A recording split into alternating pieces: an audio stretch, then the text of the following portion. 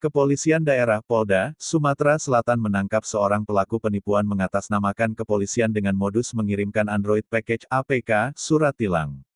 Pelaksana tugas (PLT) di Reskrimsus Polda Sumsel AKBP Putu Yuda Prawira mengatakan bahwa polisi menangkap pelaku berinisial S23, warga Kecamatan Pagelaran Tulung Selapan Ilir, Kabupaten Oki di Jakarta.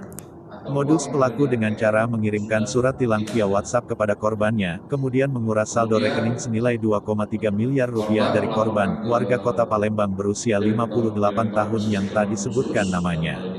AKBP Putu Yuda Prawira mengungkapkan bahwa pelaku mengirimkan file APK surat tilang untuk menyadap handphone, kemudian rekening dan email korban melalui kode OTP, One Time Password, yang pengirimannya lewat SMS.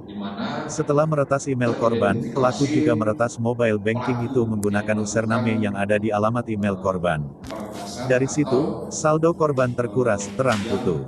Pelaku menguras saldo rekening korban selama 3 hari berturut-turut, mulai tanggal 30 Mei sampai dengan tanggal 1 Juni tahun 2023 dan menggunakan 20 rekening untuk mentransfer uang korban dengan total transaksi lebih dari 100 kali.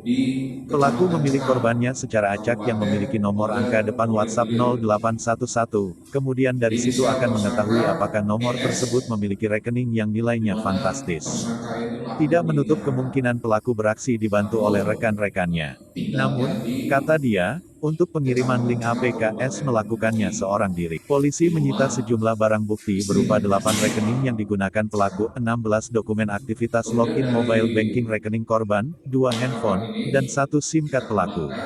Pelaku dijerat pasal 30 ayat 1, junto pasal 46 UU nomor 19 tahun 2016 tentang perubahan atas Undang-Undang nomor 11 tahun 2008 tentang informasi dan transaksi elektronik UU ITE, dengan pidana 6 tahun penjara dan denda 600 juta rupiah.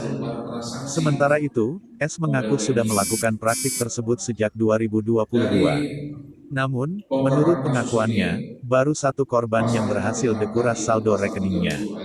Ia mendapatkan APK tersebut dengan membeli lewat temannya di Facebook seharga Rp500.000.